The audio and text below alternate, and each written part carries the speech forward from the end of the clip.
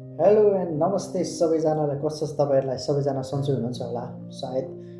So मेरो चाहिँ last time म भ्याकेसन गएर आएको भिडियो चाहिँ टिकटकमा हेरेर चाहिँ साथीहरूले धेरैजनाले प्रतिक्रिया गरिराख्नु भएको छ।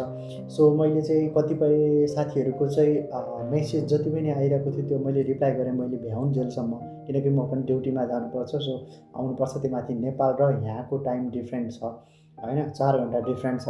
नेपाल 4 घन्टा अगाडि हो, यो 4 घन्टा पछाडि छ होइन। सो त्यो हिसाबले गर्दा चाहिँ टाइम म्याच नभएर कतिपय साथीहरूले वेट गर्नु परेको छ म्यासेजको। 7 घन्टा, 8 घन्टा, 10 घन्टा समथिङ लाइक द्याट, त्यस्तो त्यस्तो म्यासेजहरू। अनि कतिजनाहरूले फलो गरेर आउनु भएको छ, कतिले अनफलो गरेर आउनु भएको छ। केही छैन कि डजन्ट म्याटर फर मी है, मलाई त्यो फलोवर्स निडेड। मलाई मेन कुरा भनेको चाहिँ तपाईँहरूलाई म यहाँ आइपुगिसकेपछि तपाईँहरूलाई चाहिने हेल्प चाहिँ गर्नलाई म तयार भएर नै यो भिडियो बनाउन खोजेको हो। र यो भिडियो चाहिँ अलिकति लामो हुनसक्छ, तपाईँहरूले अन्तिमसम्म हेरेर तपाईँलाई चाहिने चिजहरू लिएर जानु होला र बुझ्नु होला है। लेट्स स्टार्ट होइन। मेन कुरा भनेको चाहिँ तपाईँ चाहिँ स्लोभेनिया आउनका लागि चाहिँ एकदम माइन्डसेट चाहिँ प्रिपेयर गरिराख्नु भएको छ भने चाहिँ स्लोभेनिया चाहिँ एकदम सेन्जेन कन्ट्री हो। यो चाहिँ 2006मा नै सेन्जेन भइसकेको कन्ट्री हो। सो यो चाहिँ एकदम मस्त छ, एकदम नेचुरल, ब्युटिफुल, एकदमै राम्रो हावापानी होइन। अब मेन कुरा भनेको अब जाडो मौसममा चाहिँ कुनै कुनै ठाउँमा हिउँ पर्छ, कुनै ठाउँमा पर्दैन, इट्स डिफ्रेन्ट होइन। तर गर्मीको बेलामा अब तपाईँ एकदम मस्त छ, नेपाल जस्तै छ हरियाली। नेपालमा भन्दा एकदम बवाल मेन्टेन, एकदम वातावरणलाई चाहिँ एकदम दामी बनाएर राखेको एकदम सही ठाउँ छ। सो आउनुको लागि म चाहिँ रिकमेन्ड गर्ने ठाउँ हो है। अनि अर्को मेन कुरा भनेको चाहिँ तपाईँले अब ल ठिक छ, स्लोभेनिया आउँछु, म स्लोभेनिया जान्छु, स्लोभेनियाको लागि मैले तयार गर्नु पऱ्यो भने त भन्नुपर्दाखेरि चाहिँ तपाईँलाई यत्तिकै मान्छेले त ल्याउँदैन हायर गरेर। So you must need to be prepare from your main कुरा भनेको चाहिँ तपाईँको वर्किङ सिभी चाहियो अन द रिलेटेड फिल्ड। तपाईँ कुन सेक्टरमा चाहिँ नै एक्सपिरियन्स हुनुहुन्छ त्यसको चाहिँ सिभी बनाउनु पऱ्यो। मेन कुरा भनेको चाहिँ होइन, तपाईँले सिभी बनाउँदा एकदम पर्फेक्ट हिसाबले आफ्नो स्किल कति वर्ष के कसो सबै कुरा मजाले खुलाएर चाहिँ सिभी बनाउनु होला। सो तपाईँको सिभी हेरेर नै तपाईँको चाहिँ पर्सनालिटी थाहा पाउने हो उहाँहरूले, तपाईँहरूलाई रोज्नुको कारण नै सिभी हो। सो सिभी चाहिँ पर्फेक्ट बनाउनु होला। ओके, सो नेक्स्ट थिङ्स भनेको चाहिँ तपाईँ चाहिँ कुन काम गरिराख्नु भएको छ अथवा कुन काम गरिराख्नु भएको थियो त्यसको चाहिँ सेल्फ इन्ट्रोडक्सन इङ्ग्लिसमा दिएर त्यसको चाहिँ आफूले काम गरिरहेको, आफूले के काम गरिरहेको त्यो कामको विषयमा रहेर चाहिँ नि भिडियो बनाएर लगभग 5 to 6 minute something like that. अब तपाईँलाई त्यो कुनै पनि काम प्रोसेस गर्नलाई कति टाइम लाग्छ होइन, कुन टाइम चाहिँ कतिखेर के गर्ने भन्ने कुरा त्यो अब तपाईँको काम विशेष हुन्छ आफ्नो आफ्नो। त्यो कामको चाहिँ रिलेटेड भिडियो, आफूले गरिरहेको कामको चाहिँ भिडियो बनाउनु होला। त्यो भएमा चाहिँ तपाईँले चाहिँ 100% यो मान्छे एक्सपिरियन्स रहेछ, we should hire this persons भनेर चाहिँ उनीहरूको मेन्टालिटीमा बस्छ राइट। सो त्यो हिसाबले चाहिँ तपाईँलाई चाहिँ सिभी हेर्दा चाहिँ मान्छेले अहिले सिभीले चाहिँ नि मान्छेहरूले प्रायः सबैजनालाई फेक बनाएर हुन्छ अथवा के हुन्छ होइन। तर तपाईँले चाहिँ खुद आफैले चाहिँ नि जुन रिलेटेड फिल्डमा चाहिँ काम गर्न खोजिराख्नु भएको छ, आउन खोजिराख्नु भएको छ, तपाईँले त्यसकै भिडियो बनाएर इन्ट्रोडक्सन दिएर मजाले चाहिँ देखाइदियो भने उनीहरूले 100% होइन 1000% नै बिलिभ गरेर तपाईँलाई ल्याउँछ। सो दिस इज द, अब हामीले कुरा गरेँ दुईवटा कुरा, एउटा सिभी, एउटा इन्ट्रोडक्सन्स भिडियो, त्यो गर्नु पऱ्यो। नेक्स्ट थिङ्स भनेको तपाईँको पासपोर्ट साइजको फोटो चाहियो। अनि अर्को नेक्स्ट थिङ्स भनेको तपाईँको नागरिकताको फोटोकपी। अनि अर्को कुरा भनेको पासपोर्टको फोटोकपी। यो डकुमेन्टहरू तपाईँसँग तयार हुनु पऱ्यो। अनि अर्को कुरा भनेको त्यसपछि अर्को कुरा भनेको तपाईँले मेन कुरा भनेको नेपालको पुलिस रिपोर्ट प्लस अर्को भनेको इन्डियाको पुलिस रिपोर्ट चाहिँ स्ट्याम्प हानेर तपाईँसँग तयार हुनु पऱ्यो। जुन चाहिँ इन्डियाको, अब नेपालको पुलिस रिपोर्टको कुरा गर्ने भएपछि तपाईँको 1000 रुपियाँमै मस्त बनाइदिइहाल्छ होइन।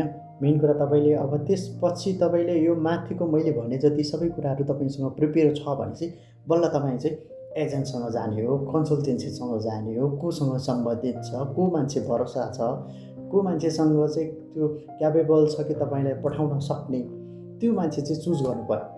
त्यो माथिको सबै मैले भने जति सबै कुरा तपाईँसँग डकुमेन्ट भएपछि बल्ल चाहिँ तपाईँले चुज गर्ने हो। ओके, सो त्यसपछि भनेको चाहिँ तपाईँले नेपालको पुलिस रिपोर्ट बनाउनलाई 1000 रुपियाँ लाग्छ। 1000 रुपियाँमा काम भयो। अनि अर्को नेक्स्ट कुरा भनेको चाहिँ तपाईँको इन्डियाको पुलिस रिपोर्टको स्ट्याम्प हानेर आउनु पऱ्यो, जसको चाहिँ तपाईँको एजेन्टले गरिदिन्छ, अथवा तपाईँ आफै इन्डियामा जाने हो कि के गर्ने हो त्यो चाहिँ आफ्नो कुरा हो होइन। सो मेन कुरा भनेको चाहिँ तपाईँले एजेन्टबाट मार्फत गर्नुहुन्छ भने लगभग तपाईँको 25,000 to 29,000 समथिङ लिन्छ है। अब डलरको भाउ अब माथि गइरहेको छ, त्यो चाहिँ आफ्नो ठाउँमा भयो। जो 25,000 देखि 30,000 भित्रमा तपाईँको पुलिस रिपोर्टमा स्ट्याम्प हानेर आउँछ। Okay, this is the thing. यति भइसकेपछि भनेको चाहिँ तपाईँको लास्ट एन्ड फाइनल डकुमेन्ट चाहिँ तयार भयो। Okay, this is the things. So अर्को कुरा भनेको चाहिँ त्यो सबै डकुमेन्ट तयार भइसकेपछि तपाईँको अर्को इन्टरभ्यू स्टार्ट हुन लाग्छ है। तपाईँसँग रिलेटेड फिल्डको अब एजेन्टले त्यही अनुसार कुरा गरिसकेका हुन्छ, तपाईँले एजेन्टलाई चाहिँ दिइसकेका हुन्छ सम्पर्क के कसरी गर्ने भन्ने कुरा। त्यसपछि तपाईँको इन्टरभ्यू हुन्छ।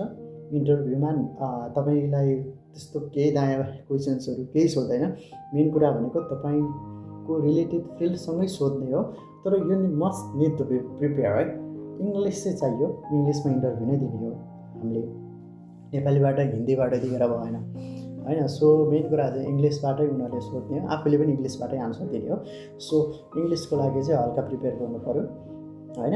अनि अब त्यसपछि इन्टरभ्यू भइसकेपछि भनेको चाहिँ लगभग अब तपाईँको पास फेल के भन्ने कुरा तपाईँलाई थाहा भइहाल्छ होइन। अनि त्यो इन्टरभ्यू सकेपछि भनेको चाहिँ तपाईँको अर्को काम भनेको तपाईँको के आउँछ भन्दाखेरि चाहिँ अब कसैलाई चाहिँ त्यो तपाईँलाई त्यो लेटर पठाउँछ होइन। तपाईँको चाहिँ यस्तो भइरहेछ, यस्तो प्रोसेस भयो भनेर लेटर पठाउँछ, कतिपयले चाहिँ पठाउँदैन होइन।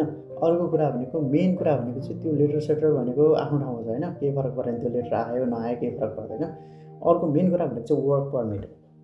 तपाईँको वर्क पर्मिट चाहिँ नि इन्टरभ्यू भइसकेपछि लगभग अब त्यस्तै अब कामै गर्ने एजेन्टले हो भने चाहिँ तपाईँको लगभग 1.5-2 महिनाभित्रमा मजाले वर्क पर्मिट झिकिदिन्छ राइट। वर्क पर्मिट झिकेपछि तपाईँको सबै कुरा त्यो भएपछि तपाईँको इन्डिया VFXको लागि चाहिँ नि तपाईँको चाहिँ डेट निकाल्नुपर्ने हुन्छ। जुन डेट निकालेपछि चाहिँ तपाईँले टाइम कुर्नुपर्ने हुन्छ। डेटको लागि पनि अब उहाँले कति 1 महिना अगाडि नै टाइम लिइसकेका हुन्छ, अथवा 1-1.5 महिना कति टाइम लिइसकेका हुन्छ होइन यो दिन भनेर। सो अनि त्यसपछि चाहिँ त्यो भइसकेपछि बल्ल तपाईँ चाहिँ इन्डियामा जाने हो बायोमेट्रिकको लागि, VFXको लागि। सो त्यहाँ चाहिँ नि अनि तपाईँहरूलाई एकदम नर्मल क्वेसन सोध्छ। अब तपाईँ कहाँ जान लागेको, कुन पेसामा जान लाग्नु भएको, कुन देशमा होइन, यस्तो क्वेसन्सहरू सोध्न सक्छ। सो त्यस्तो क्वेसन्सहरू पनि मजाले आन्सर दिँदा भयो। अनि मेन कुरा भनेको तपाईँको फिङ्गर प्रिन्ट लिने हो, 5वटा फिङ्गर प्रिन्ट लिने हो। तपाईँको यो फिङ्गर प्रिन्टलाई चाहिँ तपाईँको हातमा पसिना आउनु भएन है। पसिना आयो भने चाहिँ तपाईँले चाहिँ गाह्रो हुन्छ त्यहाँनिर है, यो फिङ्गर प्रिन्ट बस्दैन। सो तपाईँले जानुभन्दा अगाडि नै आफूसँग टिस्यु पेपर अथवा टावल्स के लिएर जानुहोस् होइन। त्यहाँ भित्र पुगेपछि एकदमै क्यु लाइन हुन्छ, गाह्रो हुन्छ होइन। सो टाइममा हुनको लागि त्यही भएर मजाले चाहिँ फिङ्गर प्रिन्ट बस्ने गरी चाहिँ छाप हान्नु पऱ्यो। Okay, this is the thing. अनि त्यसपछि बायोमेट्रिक भएपछि लगभग तपाईँको 24 देखि 90 दिनभित्रमा गरेको बायोमेट्रिक चाहिँ TRC कार्ड आउँछ। ओके, TRC कार्ड आइसकेपछि चाहिँ तपाईँको अब 1 हप्तामा पनि फ्लाइट हुन सक्यो। अर्को कुरा भनेको 10 दिन 2 हप्ता जतिमा पनि फ्लाइट हुन सक्यो। So this is the process. हामी कसरी आउन सक्छौँ इन स्लोभेनियामा। सो अनि अर्को नेक्स्ट कुरा भनेको चाहिँ मेरो जुन भिडियो थियो त्यो भिडियो चाहिँ नि मेरो लास्ट भ्याकेसनमा गएर आएको भिडियो हो। अनि म चाहिँ 11 महिना अगाडि नै आएको हो। म चाहिँ 8.5 महिनामा चाहिँ 2.5 महिनाको भ्याकेसन गएको थिएँ। सो त्यही भिडियो चाहिँ मैले हालेको थिएँ, पोस्ट गरेको थिएँ टिकटकमा। हाम्रो साथीहरूले प्रतिक्रिया गरेर चाहिँ नि त्यसमा मलाई धेरै खालको क्वेसन्सहरू गर्नुभएको छ। त्यो क्वेसन्समा चाहिँ अब के सोध्नु भएको छ भने चाहिँ तपाईँ कुन मेन पावरबाट जानुभएको भनेर क्वेसन्सहरू धेरै नै आइरहेको छ। मलाई मेन कुरा भनेको चाहिँ यो हो होइन। सो म चाहिँ कुनै मेन पावरबाट आएको होइन, चिनेको चाहिँ नि नेपालमै थियो एकजना, अनि उहाँकै थ्रुबाट चाहिँ मैले प्रोसेस गर्दाखेरि चाहिँ मेरो चाहिँ फाइनली भयो। सो मसँगै एप्लाई गर्नेहरू कतिपय मान्छेहरूको आएन पनि, सो मेरो चाहिँ भयो। सो त्यो भन्न चाहन्छु। अनि तपाईँले मेन पावरहरू खोज्दाखेरि चाहिँ एकदम भरोसेदार मेन पावरहरू खोज्नु होला भनेर चाहिँ भन्छु मैले, होइन। अब अर्को कुरा भनेको कति टाइम लाग्यो मेरो भनेर पनि सोध्नुभएको थियो। मेरो टाइम चाहिँ लगभग 4 महिनामै सबै कुरा भइसकेको थियो मेरो प्रोसेसहरू चाहिँ। अनि उहाँहरूले चाहिँ सोध्नुभएको चाहिँ अब कुन स्किलमा आउँदा ठिक होला, अनस्किल्डहरूको लागि भन्नुभएको छ। मेन कुरा अनस्किल्ड भएर त आउने नै होइन, अर्काको ठाउँमा एकदमै गाह्रो हुन्छ, होइन, काममा पिलान हुन्छ। अनि त्यो माथि भनेको स्किल चाहिँ भइसके पनि तपाईँको यहाँ मेन चाहिने भनेको चाहिँ नि हस्पिटालिटी फिल्डमा नै हो। तर हस्पिटालिटी फिल्डभित्रमा पनि होटेलमा आउन चाहिँ एकदम चाँडोभन्दा चाँडो भिजा लाग्छ, किनकि म आफै पनि होटेलमा आएको कुकको लागि। सो त्यो कुराहरू चाहिँ भयो है। जो कुकमा भयो भने तपाईँसँग कुकको स्किल छ भने चाहिँ एज सुन एज पोसिबल हुन्छ, हुने चान्स चाहिँ हुन्छ है, त्यो चाहिँ भन्छु म। अनि अर्को भनेको बेसिक स्यालेरी कति हुन्छ। अब म आउने बेलामा चाहिँ 1200 युरो थियो, होइन, बेसिक स्यालेरी। अहिले चाहिँ बढेर 1486, कसैको 1500, कसैको 1600 समथिङ लाइक द्याट भइरहेछ। सो दिस इज द त्यो चाहिँ फेरि बेसिक स्यालेरी भन्ने बित्तिकै ठ्याक्कै त्यति आउने होइन, ट्याक्स काटेर। अब त्यसमा कति ट्याक्स काट्छ, कसैको अब रुमको अकोमोडेसन्सको काट्छ, कसैको खाना काट्छ, कसैको के काट्छ, होइन। त्यो चाहिँ फरक हुन्छ कम्पनीहरू, यो एक्ज्याक्ट त्यति भन्न सकिन्न। तपाईँसँग 1200 युरो तपाईँले एग्रिमेन्ट गर्नुभएछ भने तपाईँको लगभग 900, 950, 800, 850 यस्तो आउने हो है फेरि, किनकि ट्याक्स चाहिँ यहाँ चाहिँ ट्याक्स काट्छ, तर 1 वर्षपछि चाहिँ फेरि ट्याक्स चाहिँ रिटर्न गर्न मिल्ने सिस्टम रहेछ।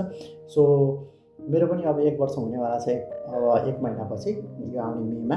सो मैले पनि अब ट्याक्स रिटर्न लिन्छु होला, सायद लिनुपर्छ, होइन, त्यो कुराहरू। सो त्यस्तो भयो। मेन कुरा भनेको चाहिँ अब लागत कति भन्ने कुराहरू भयो, होइन। लागतमा चाहिँ नि त्यही हो, नेपालको एजेन्टहरूले लिने भनेकै रेट हजुरहरूलाई अब थाहै छ, होइन। अनि सेन्जेन कन्ट्रीमा 12भन्दा घटी त कामै गर्दैन, होइन। अब कोही चिने जाने यता भयो भने 9-10मै गरिदिएला, होइन, नत्र त 12। अनि सबै इन्डिया जान आउनलाई, होइन, इन्डियामा सुरुमा बायोमेट्रिक गर्न जानु पऱ्यो एकचोटि, फेरि टिआरसी कार्ड लिन जानु पऱ्यो। त्यो गर्दा यताउता अब अन्तिम लास्ट एन्ड फाइनल जुन चाहिँ हाम्रो कस्ट आउँछ, होइन, सबै कुरा सबै भनौँ न, यो जति पनि डकुमेन्टहरू प्रिपेयरदेखि लिएर इन्डिया 2 चोटि जानलाई, आउनलाई, सबै कुरा जोडेर फाइनल तपाईँ प्लेन नचढुन्जेलसम्मको तपाईँको सपिङहरू यताउता सबै कुरा प्लेनमा नचढुन्जेलसम्मको प्रोसेस भनेको चाहिँ एजेन्टले 12 लाख लियो भने तपाईँले अर्को एक्स्ट्रा 2.5 देखि 3 लाख खर्च हुन्छ, त्यो भनेको लगभग 15 लाख जति हो।